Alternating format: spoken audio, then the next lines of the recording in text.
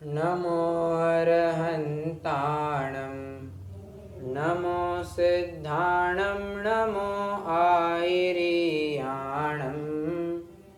नमो अज्झायाणं नमो लोय सवसाहूणं मंगलमय मंगलकरण वीतरागविज्ञान नमो ताहि जात भय अरहंतादिमान करि मंगल करि हो महा ग्रंथ करण को काज जात मिले समाज सब पावे निज पद राज अनुभव चिंतामणि रतन अनुभव है रस को अनुभव मार्ग मोक्ष को अनुभव मोक्ष स्वरूप। साधर्मियों, एक चिट्ठी आई है हमारे नाम से कहिए ये जितने भी जन इस मार्ग में मार्गस्थ है, इस पथ के पथिक है, इस मोक्ष के अभिलाषी है या यूँ कहिए मुमुक्ष है, उन सभी के नाम एक चिट्ठी आई है। चिट्ठी में एक बहुत गंभीर चर्चा चल रही है। प्रकरण अनुभूति किस प्रकार होती है, प्रत्यक्ष है, परोक्ष है, मुख्य बिंदु तो ये चल रहा है। और अब आज हम उसी बिंदु के ऊपर थोड़ी बहुत चर्चा प्रारंभ करने वाले हैं। सबसे पहले तो ये देखेंगे कि अनुभूति की प्रक्रिया क्या होती है। कल इसी प्रकरण पर आकर के हम रुके थे बराबर। अनुभूति की प्रक्रिया क्या है, सविकल्प से निर्विकल्प कैसे हुआ जाता है, इसी बात की चर्चा चल रही थी। आइए उसी प्रकरण को थोड़ा आगे बढ़ाते हैं।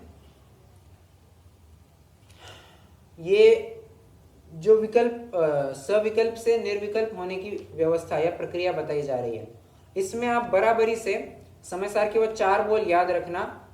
आंख मीच करके अगर आप सविकल्प से निर्विकल्प होने की प्रक्रिया में अगर वो 4 बातें भी लिख देंगे ना, तो भी आपको पूरे मार्क्स मिल जाएंगे। क्या? आगम का सेवन, युक्ति का अवलंबन, परापर गुरु का उपदेश, स्वसंवेदन प्रत्यक्ष। ठीक है, अनुभव तक पहुंचने की एक बराबर प्रक्रिया होती है। दुर्विकल्प से पहले सत्विकल्प में आओ। सत्विकल्प में आकर के क्या करना?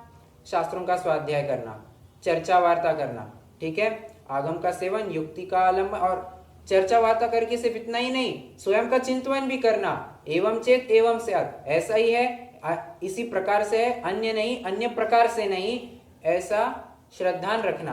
किसके प्रति? देव शास्त्र गुरु के प्रति, प्रयोजनभूत तत्वों के, सच्चे देव शास्त्र गुरु के प्रति, प्रयोजनभूत तत्वों के प्रति बराबर। और तत्पश्चात एकांत में जाकर के पुनः समस्त मतलब आत्मा के बारे में जो कुछ भी पढ़ा था उसके बारे में चिंतन करना। मैं कैसा हूँ, मैं शुद्ध हूँ, बुद्ध हूँ, चिदानंद घन हूँ और क्या क्या है, सिद्ध हूँ, इत्यादि विचार करना। और फिर जब वो विचार भी रुक जाएंगे, बस वो रसास्वादन का काल होगा, उसको अनुभूति कहना, और वही निर्विकल्प अवस्था होगी। आइए अब यहाँ पर बड़े नए चक्र का एक उदाहरण दिया जा रहा है, एक गाथा उद्धृत की जा रही है। आज उसी के आधार से अपनी काफी चर्चा चलेगी। साथ ही साथ मैं आशा रखता हूं सभी ने समय सार जरूर लिया होगा, क्योंकि उसमें से भी काफी कुछ प्रकरण हमें पढ़ना है। ठीक है, आइए 343 पेज नंबर पर है हम। चैतन्य स्वरूप जो सविकल्प से निश्चय किया था, उस ही में व्याप्य व्यापक रूप होकर इस प्रकार प्रवर्तता है जहां ध्याता ध्येयपना दूर हो गया है, सो ऐसी दशा का नाम निर्विकल्प अनुभव है। अब मैं चाहूंगा कि आप सभी जन इस प्रकरण को समझने के लिए 6वीं ढाल के अंतिम प्रकरण को भी याद करेंगे। 6वीं ढाल के अंतिम प्रकरण में क्या आया था? अच्छा, 6वीं ढाल किसके बारे में थी? मुख्य रूप से मुनियों के आचरण के बारे में बात कर रही थी। ठीक है, पहले फर्स्ट हाफ में उन्होंने मुनिराज के छठवें गुणस्थान योग्य जो जो भी एक्टिविटीज होती है, जो जो भी क्रियाएं होती है, उसका जिक्र किया। और लेटर हाफ में पंडित जी साहब फिर स्वरूपाचरण को फरमाते हैं। स्वरूपाचरण मतलब वहां पर निर्विकल्प अवस्था, शुद्धोपयोग की अवस्था को फरमाते हैं और कहते हैं कि शुद्धोपयोग जब होता है तो किस प्रकार की अवस्था होती है या उसके दौरान क्या दशा होती है जीव की, उसका जिक्र किया गया था। बराबर। हम वहां की कुछ पंक्तियों को याद करते हैं और बस बराबर से यहां पर भी कोरिलेट करने की कोशिश करेंगे। ठीक है।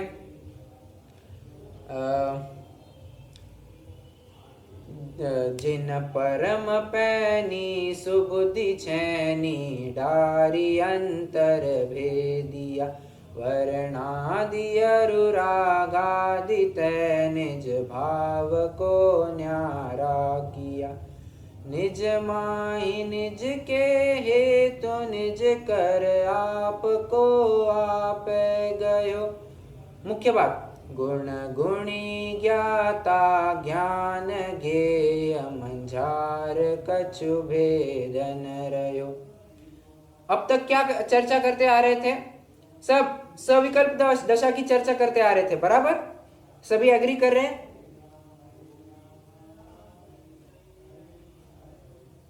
हाँ या ना, कुछ तो हाँ, ओके। अरे अच्छा, मैं बीच में किसी को भी पूछूंगा तो सभी जन थोड़ा सा सतर्क रहिएगा वरना फंस ना जाए कहीं पे। ओके। अभी अभी पंडित साहब पूरे सविकल्प दशा का वर्णन करके आए। उसके बाद में अब निर्विकल्प दशा का वर्णन चालू किया तो कहते हैं प्रज्ञा छैनी के द्वारा राग क्या था, वर्णादि और रागादि से निज भाव को न्यारा किया, इन दोनों को अलग अलग किया। ठीक है। फिर दोनों को अलग अलग किया, फिर निज माही परवस्तु से एक बार अलग किया, फिर परवस्तु में ही जो कुछ और विकृतियां तुम्हें दिखाई दे रही थी, किस प्रकार की विकृतियां, अब तो कुछ विकृति बची नहीं ना, राग द्वेष जो कुछ भी हटाना था वो तो हटा दिए नहीं ना। जो तुम भेद दृष्टि रख रहे थे वो भेद दृष्टि भी तुम्हारे आत्मानुभूति में एक गतिरोधक का काम कर रही है। तो क्या करना, गुण गुणी ज्ञाता ज्ञान गेय मंझार कछु भेदन रयो।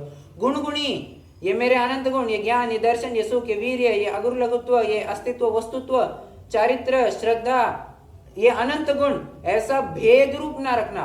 ये गुण और उसके ये जिसके आश्रय से रहते हैं ऐसा गुणी, ये आत्मा, ये जीव, ऐसा भेद मत रखना, तो अभेद कर देना।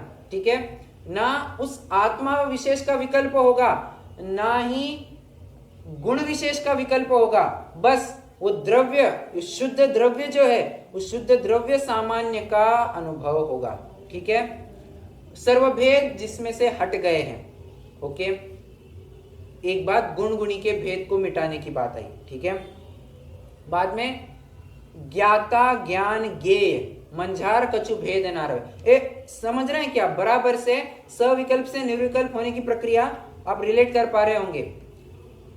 गुण ज्ञाता ज्ञान और गेय, ज्ञाता ज्ञान गेय। फिर से ज्ञाता, तीन बातें कह रहे हैं। ज्ञाता मतलब जो जान रहा है, ज्ञान और गेय, ज्ञान मतलब उस साधन, और गेय जानने में आने वाली वस्तु, कर्ता, कर्म, क्रिया।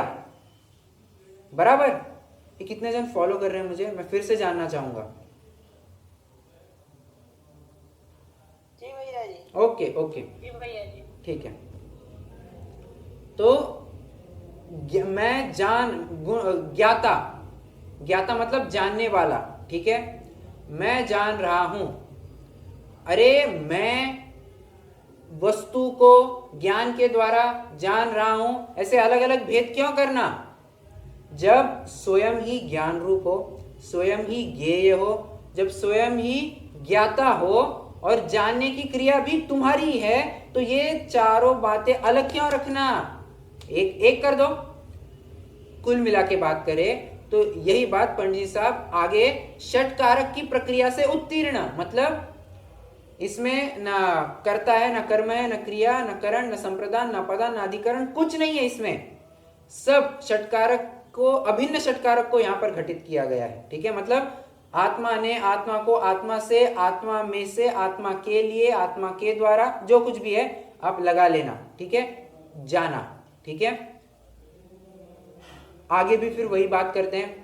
जहां ध्यान ध्याता ध्येय को न विकल्प वच भेदन, जहां चिद भाव कर्म चिदेश करता चेतना क्रिया, तहं तीनों अभिन्न खिन्न शुद्ध उपयोग की निश्चल दशा। मुख्य बात, तीनों अभिन्न अखिन्न शुद्ध उपयोग की निश्चल दशा।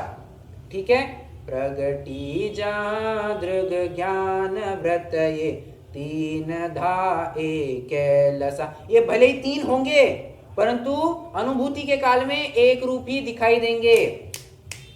फिर से तीन धा भले ही तीन प्रकार के होंगे परंतु 2-3 दिन से हम यही चर्चा करते आ रहे हैं। क्या बोलिए? आत्मानुभूति। आगे बात को पूरा कीजिए। आत्मानुभूति त्रयात्म की तो हुआ करती है, सम्यक दर्शन, सम्यक ज्ञान, सम्यक चरित्र की एकता तो होती है अनुभूति, आत्मानुभूति, बराबर।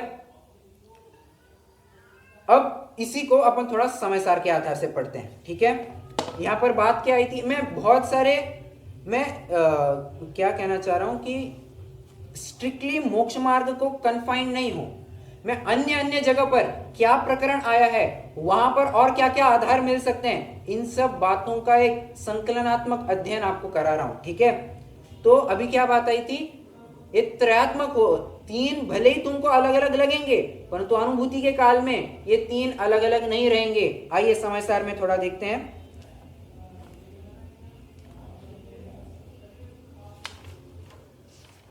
ये गाथा में भी देखेंगे और कलश में भी पढ़ेंगे अपन।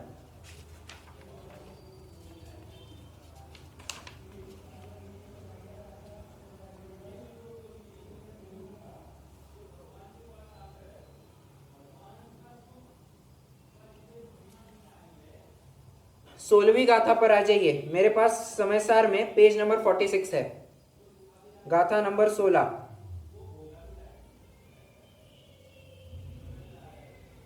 वैसे मैं आपको बता दूं, जाते आप पेज नंबर खोल लीजिए, मैं आप सुनिए बस। वैसे मैं ये बता दूं, ये जो अपना आत्मानुभव का प्रकरण चलने वाला है, कहूं तो पूरा समय सार ही इसमें आ जाएगा। अपन समय सार की जितनी चर्चा कर ले, आप चाहे वो गाथा उठा लीजिए, चाहे वो कलश उठा लीजिए, चाहे वो टीका उठा लीजिए, भावार्थ उठा लीजिए, कुछ भी उठा लीजिए, अरे मैं तो कहूं समय सार नाटक भी उठा लीजिए, तो आपको हर जगह पर ये वो आत्मा की ही धुन मिलेगी और अनुभूति की ही बात मिलेगी। तो समय सार में आपको हर एक गाथा में, हर एक टीका में आपको मैं वो आप वर्तमान के प्रकरण से आपको जोड़ के दिखा सकता हूं। हालांकि अपने पास उतना समय है नहीं, समय की थोड़ी सीमा भी है, परंतु जो मुख्य विषय है, जो समझने लायक है, जो आधार आपके पास होने चाहिए कि बाबा हाँ, कि इस प्रकरण को लेकर के हमारे पास और पठनीय ये विषय है, तो कभी आपको लगा कि अरे ये तो समझ में नहीं आ रहा है, मूल ग्रंथ खोल लिया, ये आधार मिल गए, बस वो पढ़ लिया। ठीक है, आगे हो गए सभी जन। पढ़ता हूं मैं। दंसण नाण चरिताणि से विदवाणि साहुणानिच्चम ताणि पुण जान तिन्निवि अपाणम चेवणे चयदो। क्या अर्थ है? साधु पुरुष को दर्शन, ज्ञान और चारित्र सदा सेवन करने योग्य है और उन तीनों को निश्चय से एक आत्मा ही जानो। बात आ रही है, एक आत्मा ही जानो, ये तीन अलग अलग नहीं है, एक है। ठीक है, मैं आपको सामान्य अर्थ पढ़ा रहा हूं, आपकी और विशेष जिज्ञासा होगी तो आप जरूर इसका भावार्थ भी पढ़िएगा। अब आइए 17वें कलश में आइए। दर्शन ज्ञान चारित्र स्त्री भी परिणतत्वत एकोपी त्रिस्वभावत्वाद व्यवहारेण मेचक। क्या कह रहे हैं? आत्मा एक है, तथापि व्यवहार दृष्टि से देखा जाए तो तीन स्वभाव रूपता के कारण अनेक रूप मेचक है, क्योंकि वह दर्शन, ज्ञान और चारित्र इन तीन भावों में परिणमन करता है। ठीक है, ये तो उसके भेद बने, किसी भेद अपेक्षा से बात की। अब अभेद पने से परमार्थेन, अब ये ऊपर क्या कहा, ऊपर तो व्यवहार नय का कथन किया। अब व्यवहार नय का खंडन करते हुए निश्चय नय की बात कह दी। परमार्थेन तु व्यक्त ज्ञातृत्व ज्योतिषैकक सर्वभावांतरध्वंसी स्वभावत्वाद अमेचक। स्वभावत्वाद अमेचक, अमेचक मतलब अभेद, ठीक है।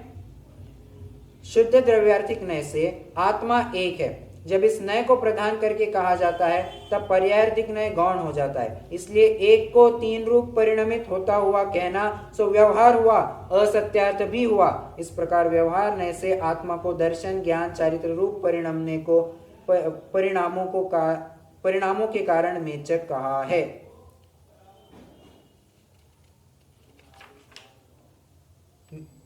मैं जो बात कहना चाह रहा हूं, मैं आशा रखता हूं आप सभी को समझ में आ गई होगी। आप सविकल्प दशा में बराबर भेद रूप ही देखेंगे, सविकल्प दशा में बराबर भेद रूप ही ज्ञान होगा और वही होना चाहिए। फिर से जब अब आएगा अपन बड़े नए चक्र का जो वो गाथा है उसको जब पढ़ेंगे तो और खुलासा होगा। जब सविकल्प दशा में होंगे तब नए प्रमाणादि का कार्य होगा, उनकी प्रवृत्ति होगी, और जब आत्मानुभूति होगी तब नए प्रमाण निक्षेप अधिगम के जितने भी उपाय थे, ज्ञान ज्ञाता ज्ञेय गुण गुणी ध्यान ध्याता ध्येय चिद्भाव चिदेश चिद्भाव चिदकर्म और चिदेश, ये कुछ अलग नहीं रहेगा, सब एक दिखाई देंगे, ठीक है। वो एक की धुन सब एकत्व होगा, ठीक है। अनुभूति के काल में अलग अलग पना द्वैतपना भाषित नहीं होगा, वो भी आएगा, ठीक है। अब आइए अपने प्रकरण में मोक्ष मार्ग प्रकाशक में आते हैं। पेज नंबर 343 पर ही वो जो बड़े नए चक्र का उदाहरण दिया है, पढ़ते हैं। बड़े नए चक्र ग्रंथ में ऐसा ही कहा है, तच्चाणे सण काले समयं बुद्धे जुत्तिमज्ञेन नो आरायण समये पच्चखो अनुभवो जम्हा। गाथा सही अर्थ करते हैं, फिर चाहे तो नीचे पढ़ सकते हैं। तच्चाणे सण काले, तच्च मतलब तत्व, संधि विच्छेद करेंगे। आणेसण मतलब अन्वेषण।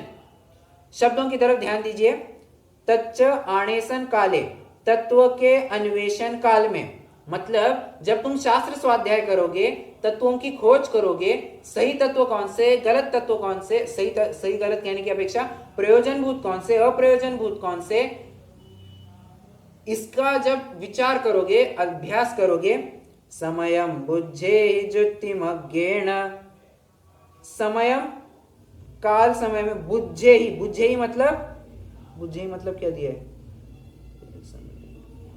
बुद्धि, ठीक है, बुद्धि युक्ति, सॉरी जुक्ति मतलब युक्ति, युक्ति मज्ञेन नो आरायण समय पच्चखो अनुभवो जम्मा। ये सब बातें तुम अन्वेषण काल में जरूर कर लेना, परंतु नो आरायण समय, आरायण मतलब आराधना, तो आराधना के काल में पच्चखो अनुभवो जम्मा। पच्चखो मतलब प्रत्यक्ष, अनुभवो मतलब अनुभव, जम्मा, ठीक है। नीचे अर्थ पढ़ते हैं। तत्व के अवलोकन या अन्वेषण का जो काल, उसमें समय अर्थात समय अर्थात शुद्धात्मा को युक्ति अर्थात नए प्रमाण द्वारा पहले जाने, अंडरलाइन, नए प्रमाण द्वारा पहले जाने, पश्चात आराधन समय जो अनुभव काल, उसमें नए प्रमाण नहीं है क्योंकि प्रत्यक्ष अनुभव है। एक देश उदाहरण दूंगा, एक देश ही लेना, बट समझने के लिए मुझे लगता है काफी अच्छा रहेगा। वो अच्छा, उदाहरण की तरफ मैं बाद में आता हूं, पहले थोड़ा विश्लेषण ही कर लेता हूं। क्या कह रहे हैं, नए प्रमाणादि के द्वारा वस्तु का पहले ज्ञान करेंगे, और जब आत्मानुभूति करनी होगी तब नए प्रमाण के साधन को भी हटा देना। ओके, ध्यान दीजिए। वस्तु किस प्रकार है, वस्तु नित्य है अनित्य है, विचार कीजिए। वस्तु स्थिर है अस्थिर है, भावात्मक है अभावात्मक है, चल है अचल है, ज्ञात है अज्ञात है, जड़ है चेतन है। क्या है क्या वस्तु, अपना जीव वस्तु है क्या इन सब में? ये विचार करता है। वही देखिए, मैं फिर से एक बात कह देता हूं कि ये जो प्रकरण चलने वाला है इसमें रिपीटिशन काफी होने वाला है, क्योंकि पूरा आध्यात्मिक प्रकरण है और अध्यात्म में रिपीटिशन ये एक गुण बताया गया है। ठीक है, ये दोष नहीं है। पुनरुक्ति दोष इस अध्यात्म में और भक्ति में पुनरुक्ति दोष का अभाव बताया है। मतलब आप इन प्रकरणों में चाहे उतनी बार रिपीटिशन कीजिए, वो एक गुण बताया गया है। ठीक है, तो अध्यात्म के प्रकरण में हो सकता है मैं बार बार वही बात रिपीट करूं, परंतु उसको अदरवाइज नहीं लेना। क्या कह रहे हैं, जब तुम सविकल्प दशा में होते हो, अब मैं सविकल्प निर्विकल्प के साथ भी थोड़ी जोड़ने की कोशिश कर रहा हूं। जब तुम सविकल्प अवस्था में होते हो तब क्या करते हो, शास्त्र स्वाध्याय करते हो। शास्त्र स्वाध्याय में क्या करते हो, सात तत्वों का स्वरूप जानते हो, श्रद्धान नहीं। सात तत्वों का पहले स्वरूप जानेंगे, क्योंकि जाने बिना श्रद्धान कहां से हो। ओके, पहले सात तत्वों का स्वरूप जानेंगे, कौन से प्रयोजनभूत, कौन से अप्रयोजनभूत। फिर देव शास्त्र गुरु का स्वरूप जानेंगे, कौन से देव शास्त्र गुरु सच्चे, कौन से अयथार्थ, इनका स्वरूप जानेंगे। ठीक है, उसके बाद जब सब बातें पढ़ ली और हमें लगता है कि आत्मानुभूति के लिए हमारे पास इनफ मैटर हो गया है, तब जाकर के फिर पढ़े हुए विषयों का चिंतन चलेगा। ठीक है, और उस चिंतन करते करते एक पॉइंट ऐसा आ जाएगा कि वो चिंतन की प्रक्रिया भी हट जाएगी और वो आत्मानुभूति सामने आ जाएगी। ठीक है, और वो आत्मानुभूति में भी किसको ग्रहण किया जाता है, आत्मानुभूति में भी वो जो शुद्ध अंश है, ध्रुव अंश है, वो ध्रुव अंश का ग्रहण किया जाता है। ध्यान रखना, वस्तु द्रव्य गुण पर्यायात्मक होती है, या फिलहाल के लिए मैं कहूं द्रव्य तो शुद्धाशुद्ध पर्यायों का पिंड है, या फिर वस्तु तो शुद्धाशुद्ध पर्यायों का पिंड है। ओके, ये तो एक स्टेटमेंट बता दिया। प्रश्न है मेरा, हम किसको ध्याएंगे, शुद्ध पर्याय को ध्याएंगे या अशुद्ध पर्याय को ध्याएंगे? अरे ना शुद्ध पर्याय को तो हमें ध्यान ही नहीं है। हमें तो पर्याय से अतीत वो जो ध्रुव वस्तु है, जो अपरिणामी तत्व है, समय सार का जो 8वें नए का विषय है, समय सार जिसे कहते हैं, उसको ध्याना है। ठीक है, फिर प्रश्न आप एक उपस्थित करेंगे, हमें फिर पर्याय से युक्त द्रव्य बताया ही क्यों जा रहा है? ये थोड़ी सी टेक्निकल चर्चा चलेगी, धैर्य से सुनना। मैं समझता हूं आप सभी को ये चर्चा थोड़ी बहुत ज्ञात होगी, परंतु अब फिलहाल चर्चा करना आवश्यक है। बात क्या कह रहे हैं, तुम्हें आत्मानुभूति किसकी करनी है, वो पर्याय से अतीत जो ध्रुव वस्तु है, ध्रुव वस्तु का तुम्हें अनुभव करना है। प्रश्न किसी को भी उपस्थित होना स्वाभाविक है, भाई साहब फिर हमको ये इतना सब पढ़ाया ही क्यों जा रहा है कि वस्तु नित्य भी होती है, अनित्य भी होती है, वस्तु में शुद्ध अंश भी पाया जाता है, अशुद्ध अंश भी पाया जाता है। ये तो वस्तु तो शुद्धाशुद्ध पर्यायों का पिंड है। टोडरमल जी साहब स्वयं कहते हैं, पेज नंबर 197 पर होगा का, एक मिनट हाँ देख भी लेते हैं तुरंत।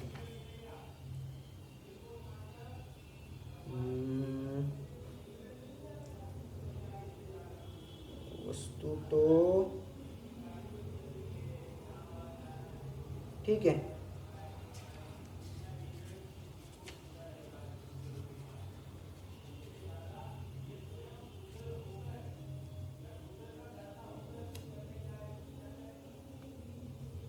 ओके। टोडरमल जी साहब ने भी एक प्रकरण में लिखा है कि वस्तु द्रव्य तो शुद्धाशुद्ध पर्यायों का पिंड है। तो इसकी चर्चा हमें कराई ही क्यों, इसका स्वाध्याय हमें कराया ही क्यों जा रहा है? जब शुद्धांश, फिर से एक बार पुनः दोहराता हूं, जब शुद्धांश को ही पकड़ना है तो हमें पर्याय से मिश्रित द्रव्य का ज्ञान क्यों कराया जा रहा है? प्रश्न जायज लग रहा है क्या? पहले तो ये बताइए मुझे।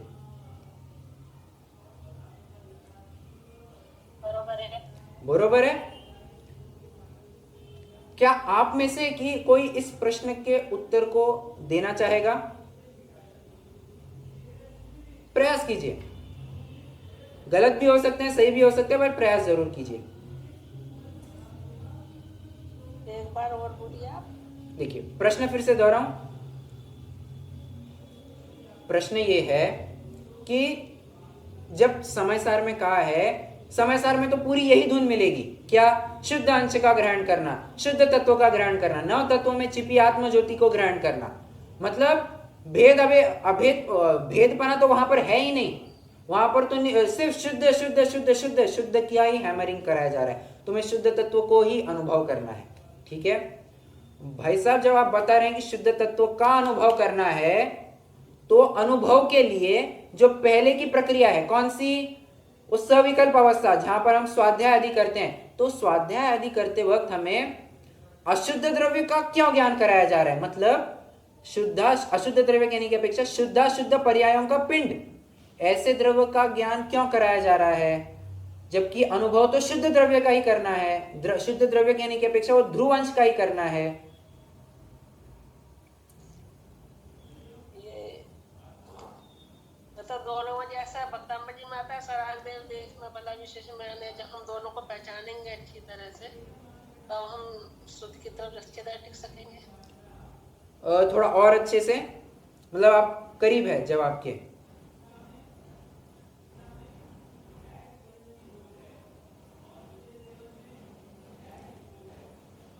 बोलिए। बड़ा सवाल है, बड़ा आसान है, सॉरी।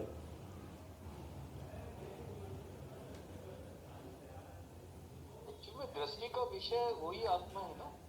हाँ, दृष्टि के, मैं वही कह रहा हूं, दृष्टि के विषय भूत जो वस्तु है वो ध्रुव है, उसको ध्याना है।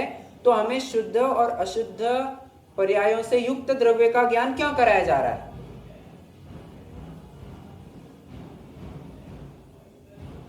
वो जानना भी जरूरी है मेरे ख्याल में। क्यों जानना जरूरी है?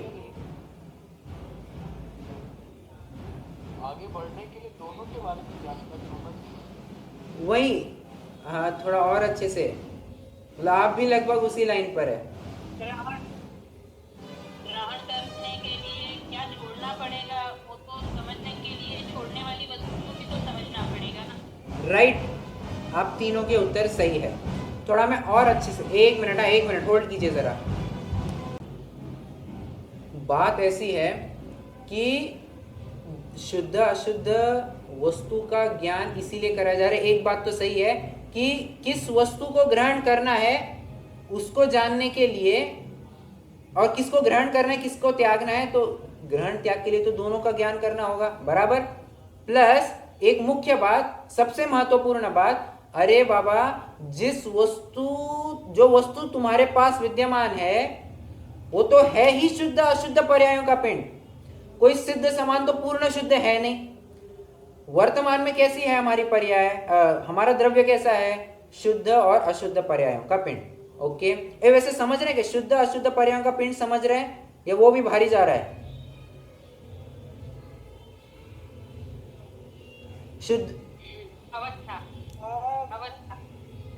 फिलहाल की अवस्था। करेक्ट। शुद्ध अशुद्ध पर्यायों का पिंड मतलब आप सामान्य शब्दों में, सरल शब्दों में समझना चाहे तो शुद्धता और अशुद्धता, इतना ही समझिए। तो शुद्ध, हमको शुद्ध अशुद्ध द्रव्य या फिर मिक्स द्रव्य क्यों बताया जा रहा है, जबकि हमें तो सिर्फ शुद्ध अंश को ग्रहण करना है। अरे बाबा, अशुद्धता के बिना तो, या फिर पर्याय के बिना तो वो द्रव्य पाया ही नहीं जाएगा। सोने को ग्रहण करना है, कैसे मिलेगा? नहीं, हमें तो प्योर सोना ही चाहिए। अरे बाबा, तुम्हें प्योर सोना निकालने के लिए उस किट्ट कालिमा में से ही सोना निकालना पड़ेगा, उसको तपाना पड़ेगा, और फिर जाकर के तुम्हें शुद्ध सोने की प्राप्ति होगी। उसी प्रकार जिस आत्मा को तुम्हें जानना है, जो तुम्हारे प्रयोजनभूत वस्तु है, वो प्रयोजनभूत वस्तु वास्तव में शुद्धता और अशुद्धता दोनों लिए हैं। तो जानना तो उसी को पड़ेगा। ठीक है, वस्तु मिलेगी पर्याय के साथ ही मिलेगी। पर्याय से अतीत कोई ऐसी वस्तु तो मिलने वाली है नहीं। ठीक है, पर्याय से अतीत तो कोई वस्तु मिलने वाली है नहीं, परंतु हमारा फोकस वो द्रव्य के ऊपर होना चाहिए, ना कि पर्याय के ऊपर। ठीक है, चलिए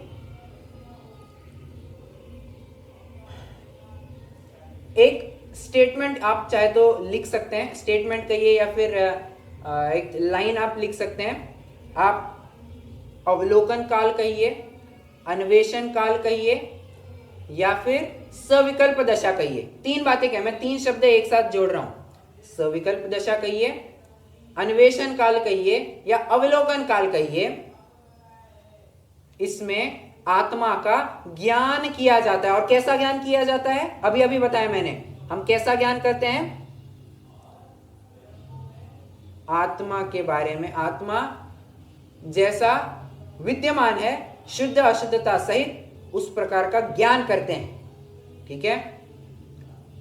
परंतु जो अनुभव का काल है या फिर क्या कहते हैं, अनुभव कहिए, निर्विकल्प दशा कहिए, मैंने एक और शब्द लिखा था, एक मिनट। हाँ, आराधन। Right, correct. आराधना कहिए, आराधना काल कहिए, अनुभव काल कहिए या फिर निर्विकल्प दशा कहिए। इन तीनों में आत्मा का रसास्वादन होता है। और वो उस समय में आत्मा का कैसा रसास्वादन होगा? सिर्फ उस शुद्धता का ही आनंद अनुभव करेंगे, अशुद्धता का तो अनुभव। अरे ये भी कहना बड़ी लाचारता है कि शुद्धता और अशुद्धता को अनुभव करेंगे, क्योंकि शुद्धता और अशुद्धता ये भी तो पर्याय ही हो गई। हमें तो पर्याय से अतीत उस ध्रुव का ही आनंद लेना है। समझ रहे हैं? मिक्स चाहिए ही नहीं हमको। तुम नींबू का रस हमें चांदी के गिलास से पिलाओ या सोने के गिलास से पिलाओ, मिक्सचर तो वैसे ही हो गया ना। तो क्या करना? स्वाद चखने के लिए अरे सीधा नींबू निचोड़ दो तुम्हारे मुंह में, स्वाद आ जाएगा। तो आत्मा का ज्ञान करना है ना, शुद्धता। उस समय में तो शुद्धता का भी छोड़ दो, क्योंकि शुद्धता भी हालांकि किसी प्रकार से वो पर्याय ही तो है। हमें पर्याय दृष्टि रखनी ही नहीं है। ओके, मैं समझता हूं कि ये बहुत भारी विषय है, परंतु आप उपयोग दे रहे हैं, इसलिए आपको ये बड़ी आसानी से आपके पल्ले उतर रही है। ठीक है। अब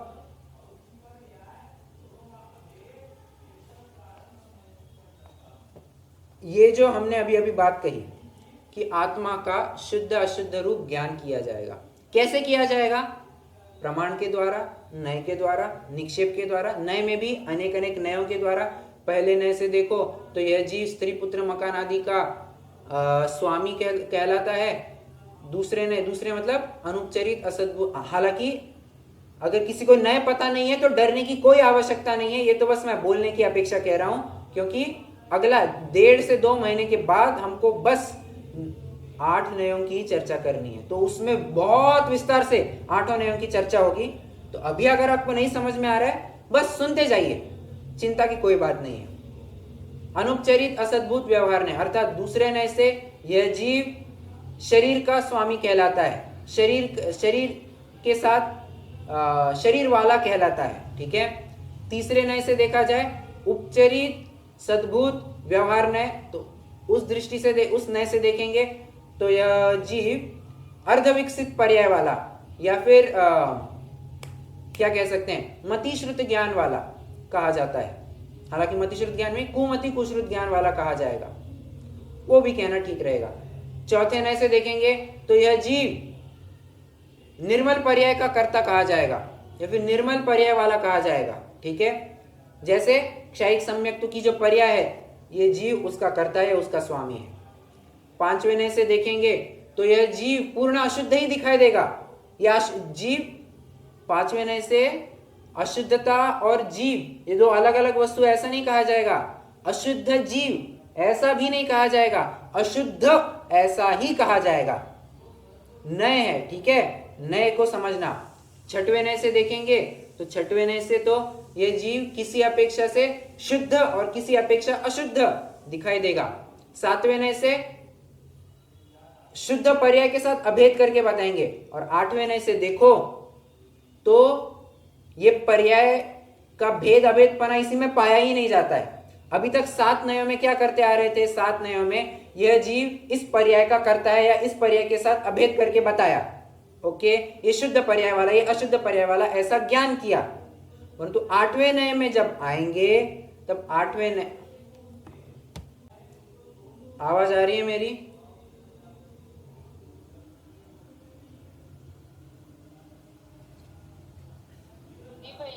ओके।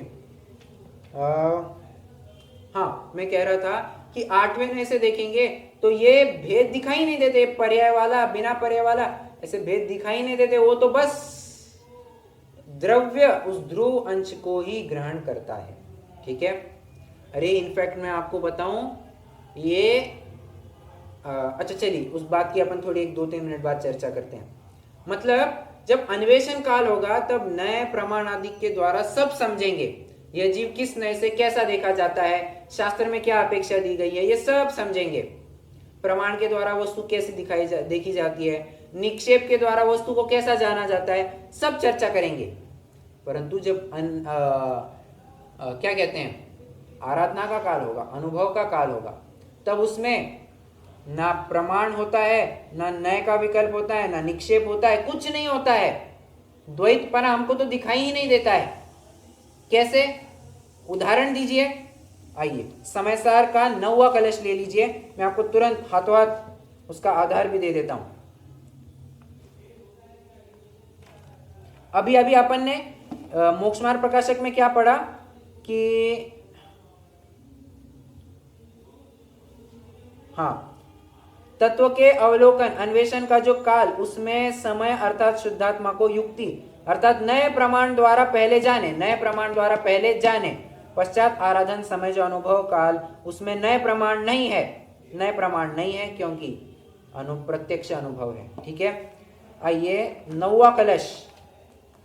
उदयति नय श्रीरस्तमेति प्रमाणम क्वचिदपि च न विद्मो याति निक्षेप चक्रम किम परमभिदध्मो धाम्नि सर्वं कशेऽस्मिन् अनुभवमुपयाते भाति न द्वैतमेव। देखिए बहुत जबरदस्त बात कह रहे हैं। उदयति नय श्री, नय को श्री मतलब लक्ष्मी की उपमा दे रहे हैं, परंतु कह रहे हैं कि जब अनुभव का काल है तब इस लक्ष्मी का भी कोई काम नहीं है। इस लक्ष्मी का काम तब तक है जब तक हमें अपने आत्मा का ज्ञान नहीं हो जाता है।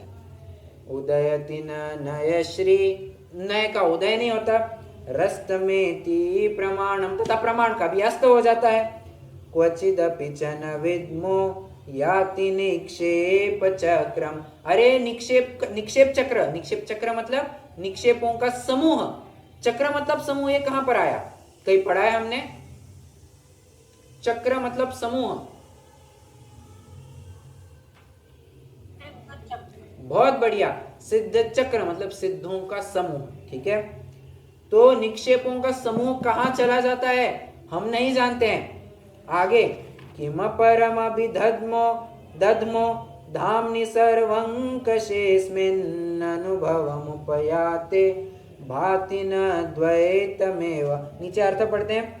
आचार्य शुद्धनय का अनुभव करके कहते हैं कि इन समस्त भेदों को गौण करने वाला जो शुद्धनय का विषयभूत चैतन्य चमत्कार तेज पुंज आत्मा है, उसका अनुभव होने पर नयों की लक्ष्मी उदित नहीं होती, प्रमाणस्थ हो जाता है और निक्षेपों का समूह कहाँ चला जाता है सो हम नहीं जानते। इससे अधिक क्या कहे, द्वैत ही प्रतिभासित नहीं होता है, हमें तो दो पना ही नहीं दिखाई देता है। ये पर्याय वाला, ये बिना पर्याय वाला, छोड़ो ये सब बातें।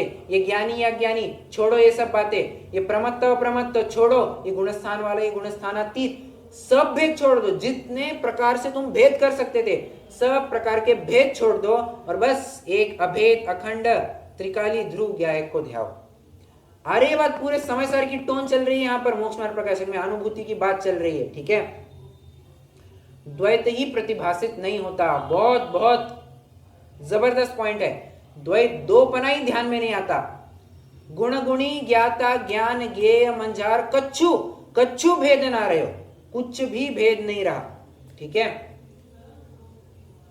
राम रसिक अरु राम रस कहत सुनन को दोय, जर जर समाधि पर घट भई दुविधा रही न कोय।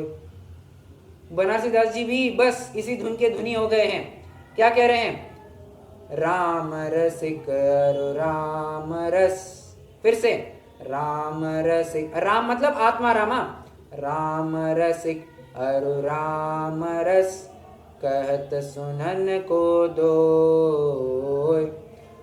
जब ये दो शब्द कहते हैं तब तो हमें अलग अलग दिखाई देते हैं, राम रसिक और राम रस।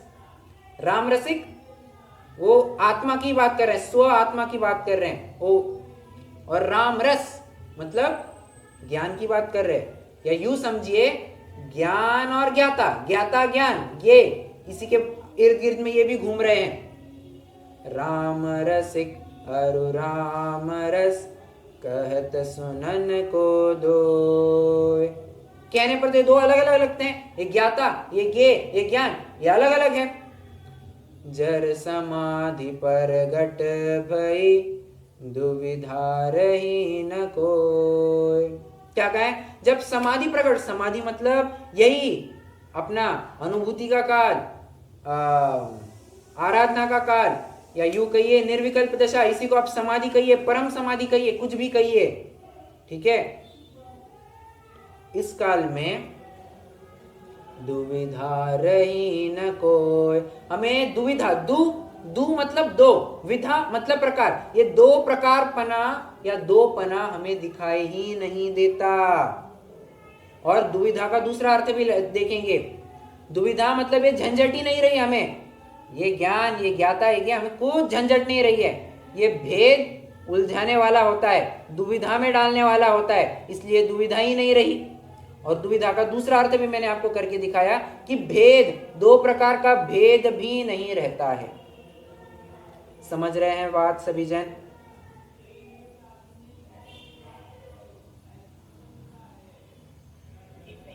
ओके, भावार्थ पढ़ेंगे तो अभी तक की जितनी चर्चा अपन ने की है वो लगभग आपको क्लियर हो जाएगी। भेद को अत्यंत गौण करके कहा है कि प्रमाण नय आदि भेद की तो बात ही क्या, शुद्ध अनुभव के होने पर द्वैत ही भाषित नहीं होता, एकाकार चिन्ह मात्र ही दिखाई देता है।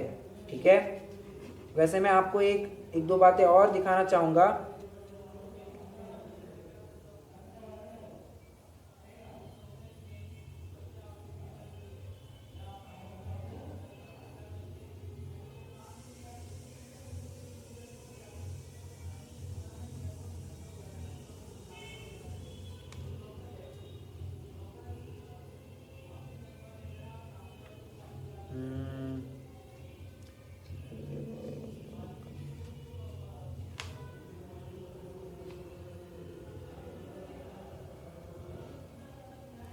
पेज नंबर 33 पर आइए, या 8वें कलश का भावार्थ मैं पढ़ता हूं।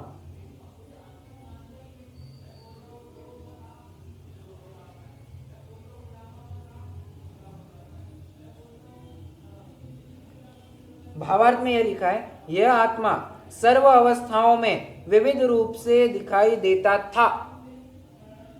दिखाई देता था, तो अब क्या दिखाई दे रहा है? था मतलब क्या कह रहे हैं? भूतकाल की बात कर रहे हैं। और भूतकाल मतलब कौन सा? ये अन्वेषण काल। और अन्वेषण काल में हमको भेद रूप कैसे दिखाई दे रहा था? अरे जब प्रमाण नय का तुमने आश्रय लिया था, वस्तु भेद रूप दिखाई दे रही थी। ओके, उसे शुद्ध नय ने एक चैतन्य चमत्कार मात्र दिखाया है। अब ध्यान, अब आप कहेंगे कि आप फिर से नय की बात छेड़ने लग गए। शुद्ध नय ने एक चैतन्य चमत्कार मात्र दिखाया। आप तो कह रहे हैं कि अनुभूति के काल में नय का भी विकल्प नहीं होता है, नय छूट जाता है, और आप फिर से नय की बात करने लग गए। तो हाँ, 8वें नय ने वस्तु दिखाई मात्र है। अनुभव के काल में तो दिखाने वाली वस्तु का भी लोप हो जाता है। ओके, इसलिए अब उसे सदा एक बार ही अनुभव करो। हम तो दिखाएंगे मात्र, अनुभव तो तुमको तुम्हारा करना होगा। ओके, वहां पर 8वें नय का जो विषय है उसकी प्राप्ति के उपरांत 8वें नय का विकल्प भी छूट जाता है। एक बात ध्यान रखना, जो अपन नयों में आगे बढ़ते जाते हैं, पहला नय, दूसरा नय, तीसरा नय, चौथा नय, तो आगे के नय पीछे के नयों का खंडन करते जाते हैं, निषेध करते जाते हैं। तो ऐसे ही पहुंचते पहुंचते 7वें नय का निषेध किसने किया? 8वें नय ने किया।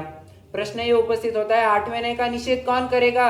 अरे ये स्वयं निषेध को प्राप्त हो जाएगा। जब आत्मानुभूति होगी तब ये स्वयं निषेध को प्राप्त होगा, क्योंकि है तो यह भी एक विकल्प ही ना। हमको विकल्प के नाम पर शुद्ध का विकल्प भी नहीं चाहिए, विकल्प ही नहीं चाहिए हमको। ओके, समझ रहे हैं? मैं बहुत बार पूछ रहा हूं, समझ रहे हैं क्या? क्योंकि ये मुझे भी समझने में बहुत दिक्कत हुई है।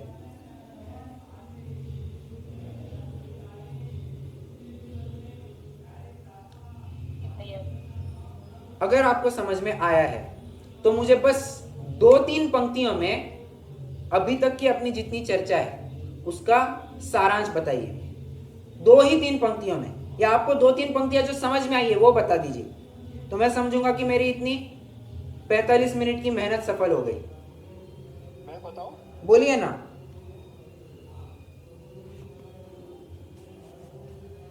आपने जो बताया उसमें आपने ये बताया कि अवलोकन और अन्वेषण कर विकल्प जब दशा रहती है उस समय नए प्रमाण से और युक्ति से हम शुद्ध आत्मा को जानते हैं। ओके, ठीक है। ठीक है। फिर उसमें ये सब करते करते जब उसमें निर्विकल्प अवस्था को प्राप्त होते हैं या आराधन जो आपने वर्ड यूज किया या अनुभव, उस समय नए प्रमाण नहीं होता क्योंकि हम प्रत्यक्ष अनुभव करते हैं आत्मा को। वैसे आपने देखा जाए तो वो अर्थ ही बता दिया, बट ठीक है, मैं थोड़ा सा एक किताब के बाहर जाकर के वो एक कमेंट एक्सपेक्ट कर रहा था। अवलोकन के काल में हम पर्याय सहित का द्रव्य जानेंगे, हाँ, भेद सहित, और अवलोकन ये अनुभूति के काल में हम अभेद जानेंगे अभेद, आत्मा को। अभेद भी कौन सा? गुण भेद गुण आदि का भेद वाला। अब यहाँ पर पर्याय से अभेद मत करना, पर्याय तो पहले ही छूट गई। अभी अनुभूति के काल में पर्याय की दृष्टि पहले ही छूट गई, वहां पर गुण और गुणी का भेद भी नहीं रहा, वैसा अभेदपना समझना, ठीक है? सामान्य द्रव्य एक, राइट, करेक्ट। बस यही आज की कक्षा का सारांश रहा है।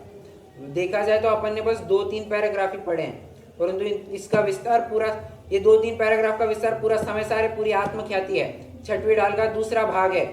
6वीं डाल में और कितना ही आप फैलाते जाइए आपको यही प्रकरण में, और आपको याद होगा अपन ने उस समय में भी थोड़ी बहुत इसकी चर्चा जरूर की थी, ठीक है?